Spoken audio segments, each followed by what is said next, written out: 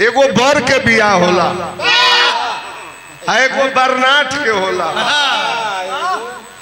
एगो झरनाट के होला।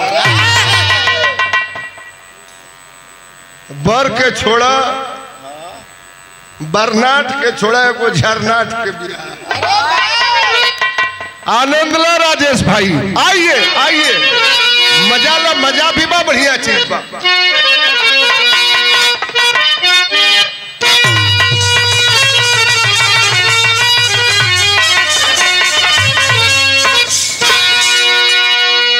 तो भाई बेटा वही नाम कुल की बहावे, गीता वही कर्म जोगी बनाती, होती रामायण की सच्ची कहानी जो परिवार में श्रेष्ठता को सिखाती।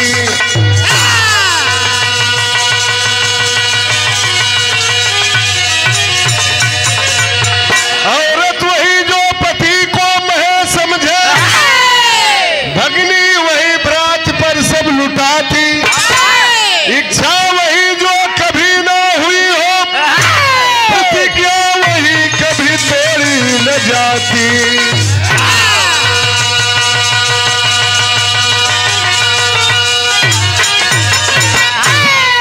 बुढ़ा मिकलन गजल के तर्जमा कौन है मास्टर?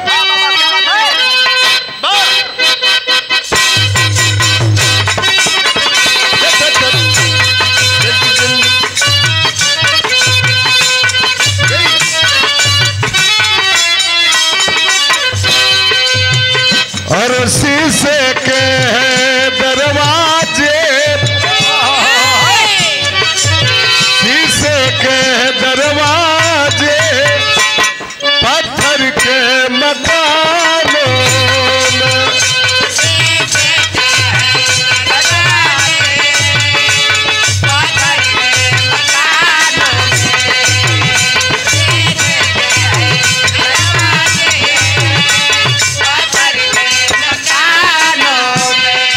बढ़िया विरहा के भाव बा। हमारे यूट्यूबर साथी भी है, श्रोता सज्जन है, शायक भी। मारे क्या कभी न लिखा है, शायक मने होला घुड़सवार, घोड़ा हाके वाला के साहित्यिक भाषा में शायक भी कहा जाता है। कबो कबो ऐसा हो जाला कि केतनो निमन घुड़सवार होके अगर कटहा घोड़ा आपसे भेंट हो जाई तो लात मार दे, बैठबा तो गिरा दे, संभलना पड़ता है। तो शायक भी सबलहारे, शायक भी सबलहारे, अब पागल तुरंगों से,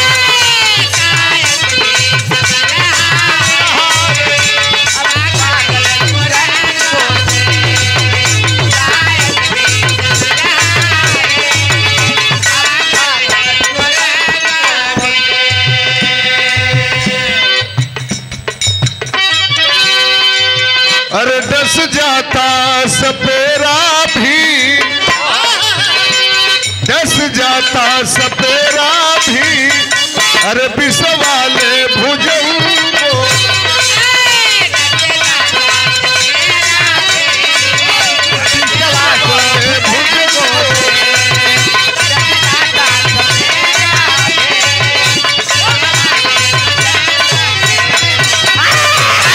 यही से बिरहा की शुरुआत करने जा रहा हूँ।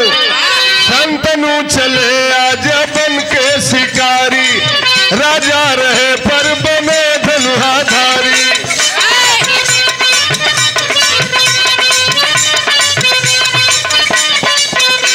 मिला ना हिरन कोई जंगल के पीछे, गईले पहुंचे एक पहाड़े के नीचे।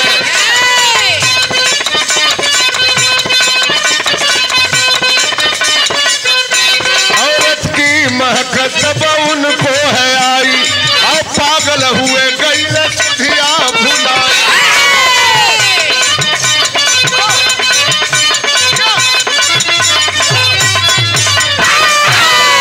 हस्तिनापुर के राजा संतनु नरेश, जवन आज दिल्ली का हाथ बा, हस्तिनापुर के राजा संतनु नरेश के मन में आइला शिकार खेले चलब। राजसी ठाट बाट पहिरलन, घोड़ा पर बैठलन, लगाम पकड़लन, हिनहिनात घोड़ा लेके पहुंचल जंगल में। राजा घूमला, कौनो शिकार नहीं मिलन। राजा के बड़ी जोर से प्यास लगल। आज जब प्यास लगल तो घोड़ा पर से उतरलन। आपे लोग बतावे की बल गावत, की बल धावत, की बल घोड़ कुदावत। दौला में, दौड़ला में, घोड़ा हकला में बड़ा मेहनत पड़ेला। राजा के शरीर पर सीना से सराबोर। घोड़ा पर से उतरला तो राजा के नाक में मेहरारू के महक आई। पहले के राजा जाए शिकार खेले तो शिकार खेलबे करे, पहले के राजा मेहरारू खोजे। राजा घोड़ा पर बैठलन, घोड़ा दौड़ौलन, गईलन नदी के किनारे। आज जब नदी के किनारे गईलन तो नजारा का देखला, तरज बदल गई।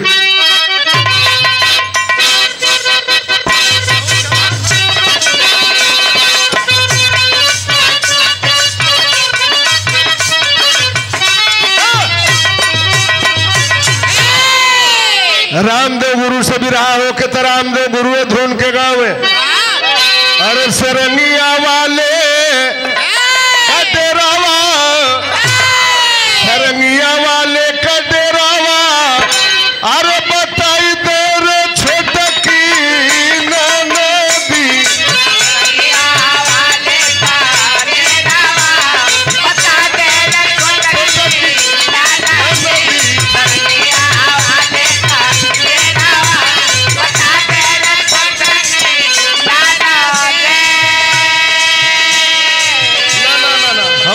में खींचे कमाना जहाँ सोरे आवता वो ये से तुर दपाड़े बाबा, खींचना नहीं है। क्या बात है? हम गवैया में काशीनाथ मिलसी के चेला है, हम खींचे वाला ना है। सीधा साधा हमारे जहाँ टेरी खत्म हो के मुझे तोलों के बाद खत्म हो जा। एक लाइन और गावे, अरे कहवा से ढोलक मजीरा,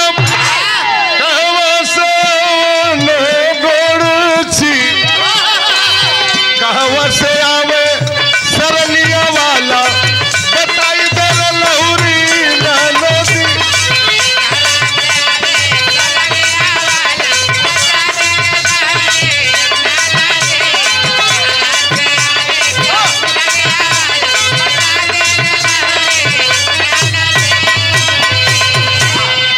राजा देखलन का समनवा की घेरे बदरिया, अरे गुजरिया खोजे राजा नावा।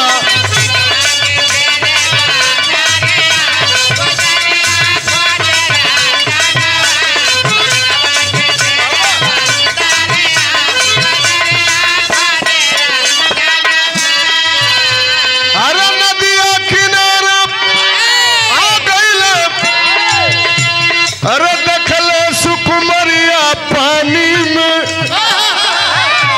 अब खतरा होके जात बा, 16 बरिस गदराई लव मरिया। अरे 16 बरिस गदराई लव मरिया, गुजरिया खोजे।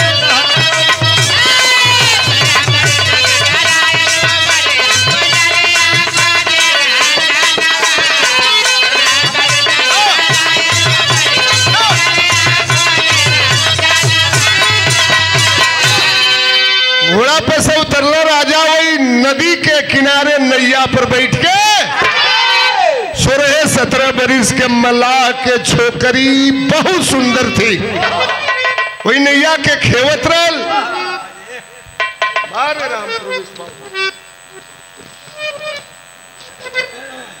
नैया के खेवत रहल, 16-17 बरिस के ओकर उम्र रहल। राजा जब देखलो, राजा की नजर में वो मलाह के लड़की के सूरत धस गई। प्यार के कई वो परिभाषा बा, प्यार धीरे धीरे होला, एक बा एक भी प्यार हो जाता है। राजा देखला वो मलाह के लड़की के, कहला बड़ी जोर से प्यास लगल बा, तनी पानी पिया दे। पानी पियौलस राजा के, कहला तनी नैया पर बैठा कम के झिझरी खिला दे। नैया पर बैठला राजा, नैया के घुमावे लगल, बिरहा में तरस कौन बा मास्टर?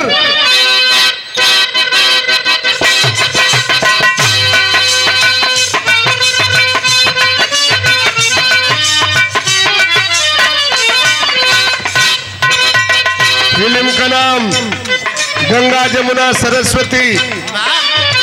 साजन मेरा उस पार है, मिलने को दिल बेकरार है।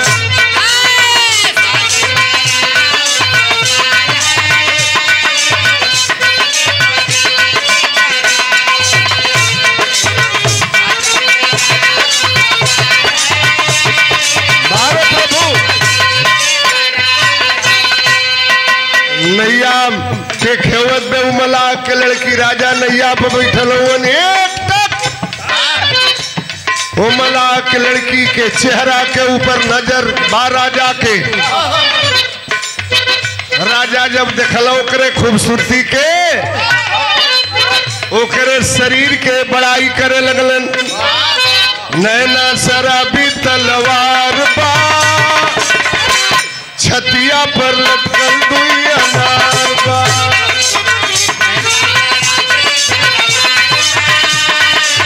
छतिया पर लटकल दुई अनार बा।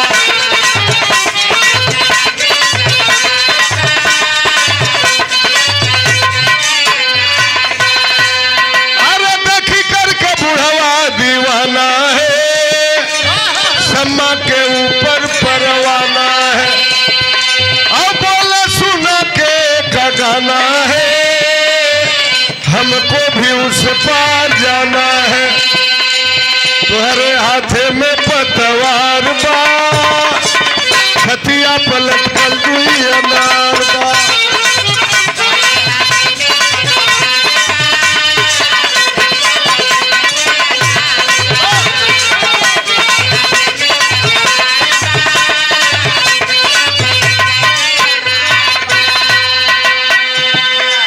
धारा में ले गल राजा, कहल तनी ओह पार ले चल। ओह पार ले गल बलुआ रेता पर राजा बैठ के खरबूजा खैल। कहला एक बेर तनी औरी नैया पर बैठा के घुमा दे। जब बीच धारा में उमला के लड़की ले गई राजा के, नदिया के बीच चले आए हैं, तुम्ही से प्यार है बताए हैं। तोरा बिना जीवन अधूरा बा, तुही के सुन कर बुपुरा बा। तोहरा से भइला हमर प्यार बा, छतिया पर लटकल दुई अनार बा।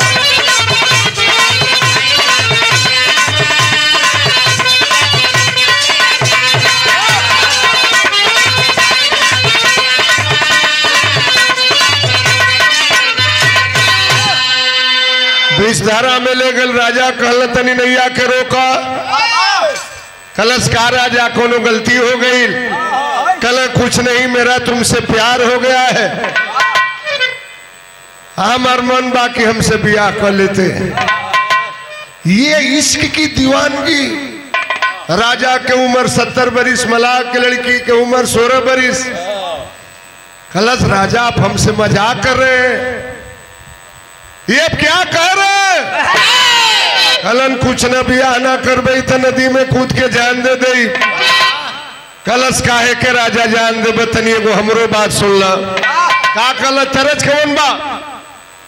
और पुनः हमरे संजय भैया बरात मलिकार है, आपके तरफ से 200 रुपए का पुरस्कार। बहुत बहुत नमस्कार।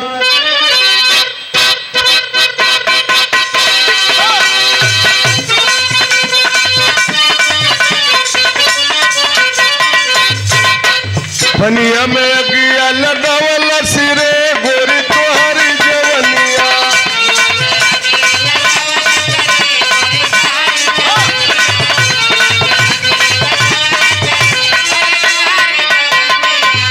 सरे राजा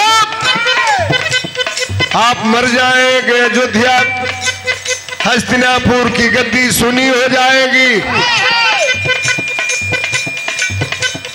शादी करना चाहते हैं? हम तो मल्लाह के छोकरिया हो, कैसे हो सगैया।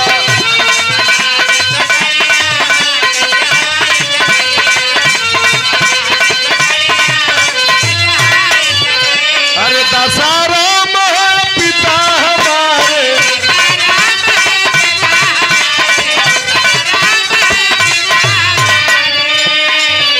अरे मालिक बनी बैठे हैं द्वारे।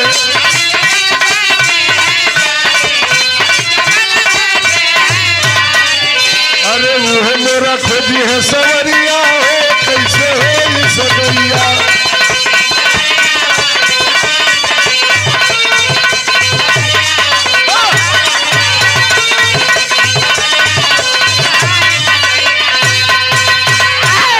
हमरे बाप का नाम दासाराम मल्लाह, ब्याह शादी करना चाहते हैं तो हर लड़की के मलिकार होकर बाप होला।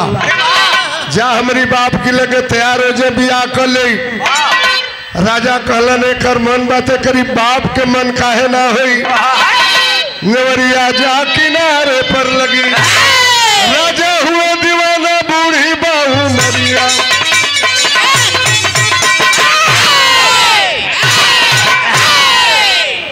घोड़ा पर बैठला राजा, गईला महल में, सबेर के बेरा बैल घोड़ा पर बैठला, गईला मल्लाह बस्ती में। दासाराम मल्लाह के दरवाजा पर बैठ के बेचारा जाल बीनत रहल, खड़ा हो गया।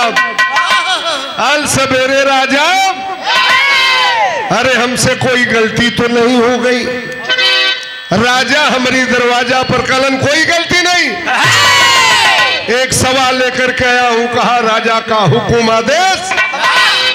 लजाते लजाते राजा कल अपनी लड़की के बियाह हमारी संगे कर देव। टूट गया वो मल्लाह, भर गया आंख में आंसू। राजा आप हस्तिनापुर के राजा हैं, आप क्षत्रिय कुल के राजा, मैं मल्लाह, आपकी शादी हुई है, आपका बेटा है, आप क्या कह रहे हैं? हम गरीबों की भी आबरू होती है राजा। प्यार के भूत जब सवार हो जाला, तो प्यार के भूत जब सवार हो जाई तो में माई बाप भाई भतीजा केहू ना लौकी। यही नंदगंज में एगो ससुरा के प्यार के भूत सवार रहल है। अपनी माई के खुरपा से काट दिलस, अपनी बाप के काट दिलस, अपनी भाई के काट दिलस। इश्क के रोग है। राजा कहलना बियाह करबे तो ही जम फांसी लगा के मर जाई। कहा दासाराम मल्लाह राजा, काहे के मुँह अगर बियाह करे के मने बात हमरो एगो शर्त बा। बोल पड़ा मल्लाह तुरंत, शादी तो है मंजूर मुझे, मगर बेटी का बेटा राजा हो या शर्त बड़ी मशहूर तुझे।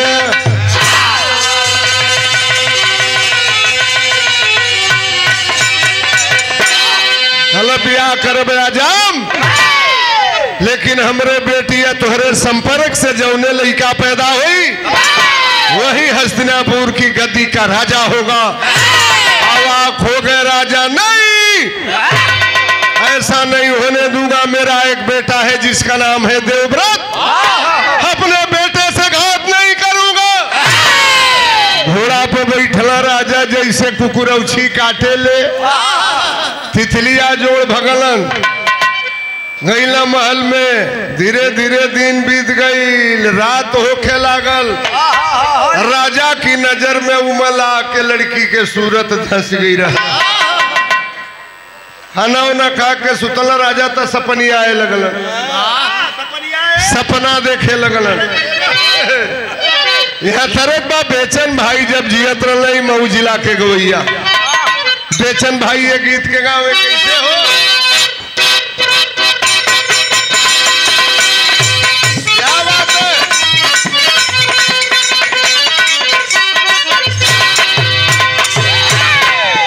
और हमरे भाई दिनेश यादव जी, जिनके बेटी के आज शादी बाम, आपके तरफ से 500 रुपए का पुरस्कार।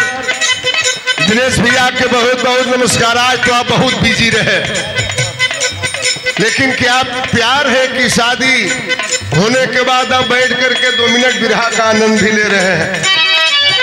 बहुत बिरहा आपने गवाया इस क्षेत्र में, आपके जज्बे को मैं सलाम करता हूँ।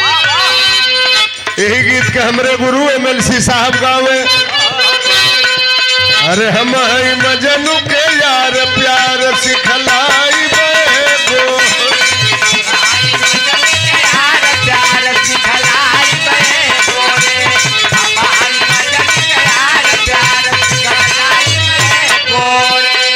राजा जब खाना उना खा के सुतला था सपना देखे लगलन, रतिया में देखे ले खुआ बयाब पर आब चढ़ेला,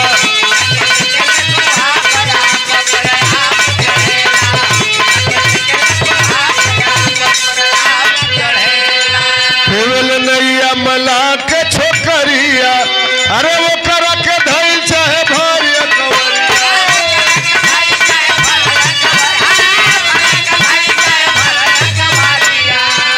मन जसना चला सरा बयाब पर आब चढ़ेला,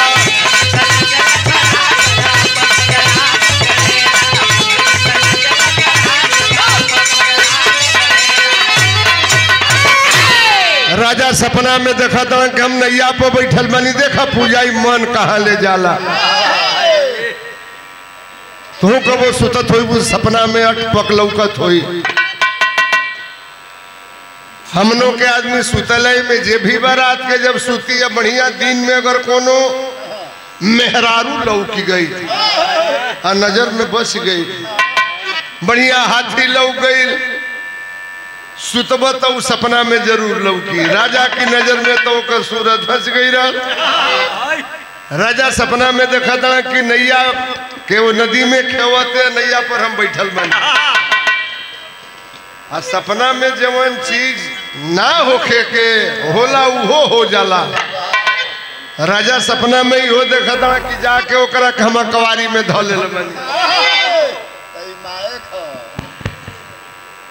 राजा ही हो सपना में देखा था कि ओके नैया में हम पटक दिले बनी। बाबा तो ले इन मौके पर राजा का धोतिए बिगड़ गए हो जाला, ऐसा चट चट बोलेला। गजब गजब सपना में लौकेला। एक बाइक राजा के नींद टूट गई, विकेट गिर गई। आहिरे माई आहरे बाप दादा हो जान गई हो दादा। नींद टूटल, उनकर लड़का देवव्रत बगल में सुता रहना। कल कई दिन से बाबू ने बढ़िया से बोला था, न खाता न सुता न बढ़िया से बतियावा था। इतना बुझाता कि इनके लवलाइटिस के बीमारी धैले में। देवव्रत बात के जान गईलन, रोज सवेरे गईला दशहरा मला की दरवाजा पर पैर छू के प्रणाम कैला, कहला नाना गोड़ लागतनी। अवाक रह गया वो मला, राजा के लड़का हमार गोड़ लागत, हमके नाना कहतन। कहलन का भैया हम गरीबों की आबरू नहीं होती क्या दुनिया में। कलिया तुहार बाप आई रहला, आज तू आइल बड़ाई तो बुझाता बरियाई से हमरी लड़की से बियाह करबो जा। नाना हमके काहे कहला देवव्रत बतावत ना कि नाना कहला में राजबा। अरे तैया कहरवा गीत बंधु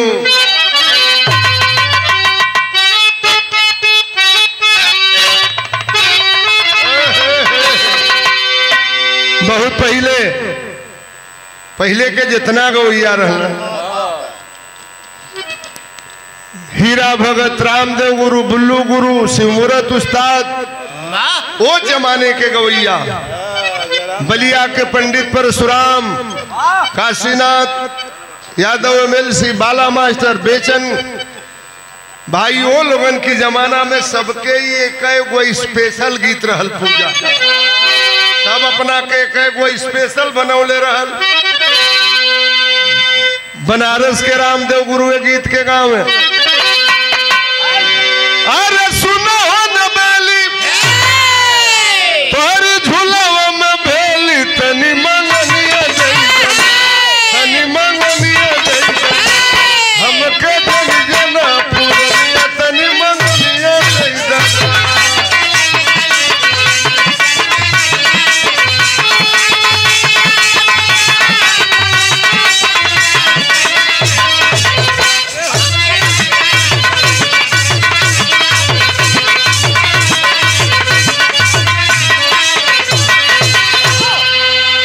गाजीपुर के शिवमूर्त उस्ताद गांव है। शिवमूर्त उस्ताद तनी बदल के गांव है। अरे कठवा का पुतरी सरगव से उतरी पुतरी तो पुतरी तो चल बड़ी हवा पर पलनिया पुतरी तो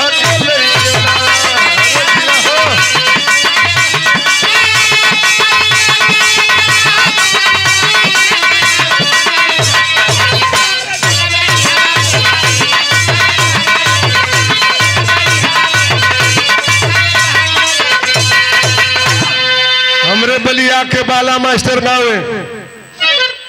बलिया के बाला मास्टर हमरे गुरु गाँव है। हमरे गुरु का गुरु बाला मास्टर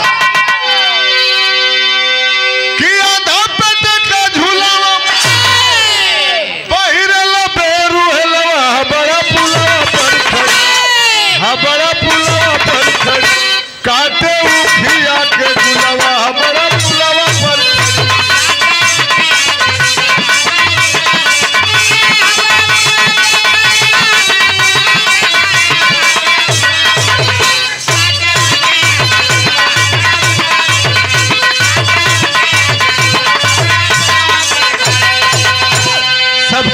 तो समय लागी। आइए भाव पर दासराम बस गईले नाना कही के मुसु कईले पागल हईले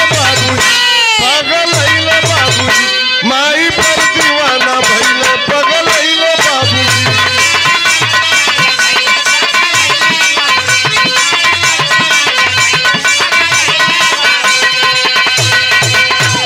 नाना ऐसे कहलिए कि अपनी लड़की के ब्याह कर हमारी बाप की संगे। हम वादा करे तनी कि माई बेटा जो जन्माई उहे राजा बनी है भाई। हर सहीले बाबूजी आके बुढ़ऊ शादी कईले हर सहीले बाबूजी।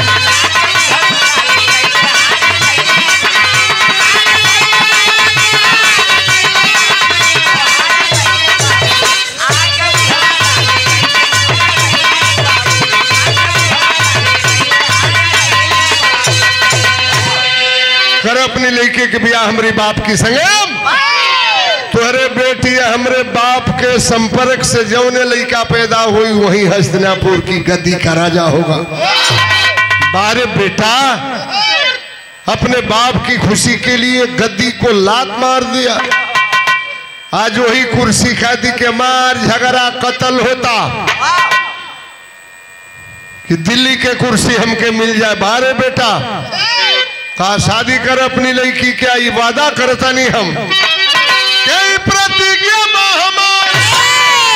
रहब जिंदगी भर कुआर अगर हर सहीले बाबू नाम भीष्म तब धरैले अगर बाबू।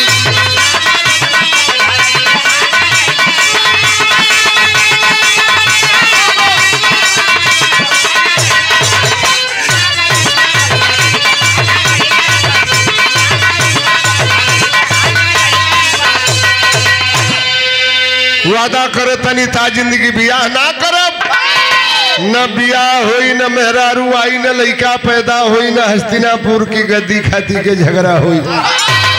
इतना भीषण प्रतिज्ञा किला देवव्रत तब से उनका नाम बदल करके भीष्म हो गया। भीष्म पितामह।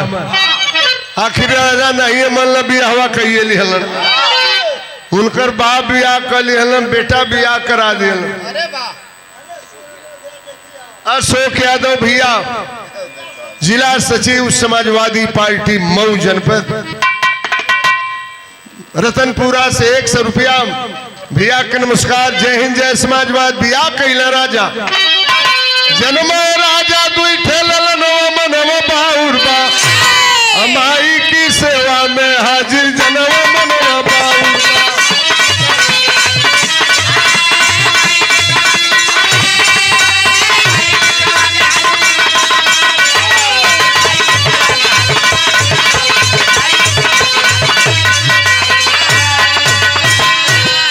राजा मलाह की लड़की से बियाह कर लिहलन। कुछ दिन बीतल राजा और मलाहिन के संपर्क से दूगो लड़का भइलन। पहला का नाम रहल विचित्रवीर, दूसरा का नाम रहल चित्रांगद। दोनों लड़का सयान भइला, केहू भी हवे ना करे। छत्री होके मलाह की लड़की से बियाह के ले तो उसे जामल से के बियाह करी। वही समय काशी के राजा अपनी तीनों बिटियन के स्वयंवर चले रहन। सब राजा महाराजा के बुलौलन, हस्तिनापुर की राजा के निमंत्रण ना दिलन। यह जिंदगी में गलती कैलन। भीष्म दादा घोड़ा पर बैठलन, गईलन काशी राजा के स्वयंवर में और ताज टांगा रहल। वो स्वयंवर में मरल तीर से ताज कट गई। तीनों लड़किन के घोड़ा पर बैठा के सब राजा देखते रह गए। हरण के लिए आ गए हस्तिनापुर में। बिटियन के जीत ले काशी नगर से, दूसरे शादी कैले पहली रह गई हुनर से। अरे बच गई अम्बा रूप के खजनवा मनवा बाहुर बा, चाहेली उनके आपन सजनवा मनवा बा।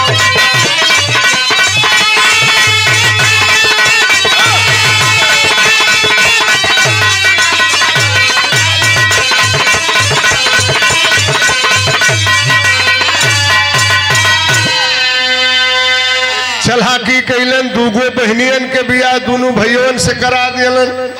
जीवन मलाहिन के तन से जामा रहलन। अम्बा बाच गई। कलश हमसे बियाह कहल के हम प्रतिज्ञा कर ले बनी, जब ले जिया बियाह ना करब। कलश अरे मऊग दास गईला हमरी बाप की स्वयंवर से हरण करके लेके अला, तब हम कहा जाई। साल वन रेस से अम्बा का प्यार चलत रहल। मेरा प्यार तोड़ दिया, भीष्म शादी कर लो। एक बात कहा भीष्म दादा ने अम्बा से,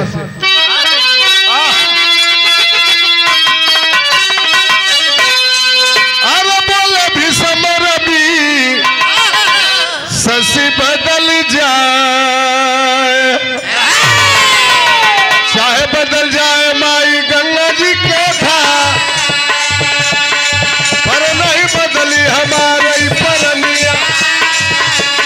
रोपारी अम्बा बाजार हो बेजार, शादी का प्रस्ताव अम्बा वाला ठुकर वाला। चली भैली अम्बा तब होई के लाचार। अरे कैली पहुंची परशुराम के कगरिया। अरे चला और गुरु थाने युद्ध बरिया। में बीतल सारा दिनवा, आखिर परशुराम गईले चलवा से रोवत पहुंचल अम्बा। भीष्म के गुरु के नाम रहल पंडित परशुराम फरसा वाला। गैल कलश अपने चेला के समझा द, हरण के ले आइल हो। अब हम कहा जाई। दोनों बहनियन के तबिया दूगो भाई से करा दिला, हम कहा जाई। फरसा उठौल परशुराम बुलाते हैं भीष्म को। क्यों नारी का अपमान कर रहे हो? कर लो शादी वरना लड़ाई होगी। कल भीष्म दादा के गुरु, पूरब का सूरज पश्चिम में उदय हो सकता है, संभव है। माँ गंगा की धारा बदल सकती है। प्रतिज्ञा कैले बानी बिया ना करब तो ना करब। लड़ाई भई, लड़ाई में परशुराम गुरु हार गिलन, खड़ा रहल अम्बा। श्राप देती है जाओ भीष्म, और जैसे तुम्हें इतनी नफरत है, लड़ाई के मैदान में तुम्हारे मौत का कारण औरत बनेगी। वो अम्बा श्राप दिलस का, अरे दिहली अम्बा श्राप, औरत सम्मुख होई बयाप, तोहरो झुक जाई गर्दनिया समर के बिचवा।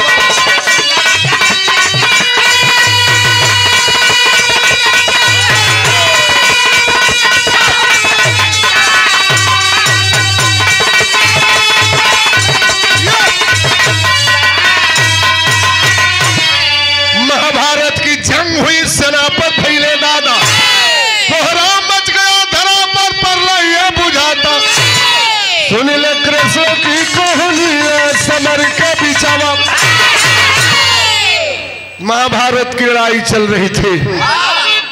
कौरवों की ओर से सेनापति बने थे भीष्म दादा, एक तरफ से पांडव दल। खलबली मच गई। भीष्म दादा से कौन लड़ने के लिए जाएगा? धन्य है माधव मुकुंद मुरली वाले कन्हैया। अंबा मरकर हुई शिखंडी था हिजड़ा का रूप। उसी भेष में आई देखल अम्बा के स्वरूप। धैले धनुहा साल लिया समर के बिचावा। उसी समय अम्बा दूसरे जन्म में शिखंडी बनकर के पैदा हुई, जिसका हिजड़ा का रूप था। अर्जुन के रथ पे आके आए को हाथ कमर पर धक के तनकी सा लचका मरल। भीष्म दादा के नजर पड़ल अर्जुन के रथ पे औरत। उन्होंने तो प्रतिज्ञा किया था कि लड़ाई के मैदान में जब औरत आ जाएगी लड़ाई नहीं करूंगा, हथियार फेंक दूंगा। वे अम्बा के श्राप परल, हथियार फेंक दिए दादा। भगवान कन्हैया कहते अर्जुन क्या देख रहे हो, लड़ाई को फतह करो। समर भूमि में अर्जुन जी मारे बानन पर बाण। के नीचे सैया धरती ऊपर बाया समान। हम बोले करई है परनिया समर के।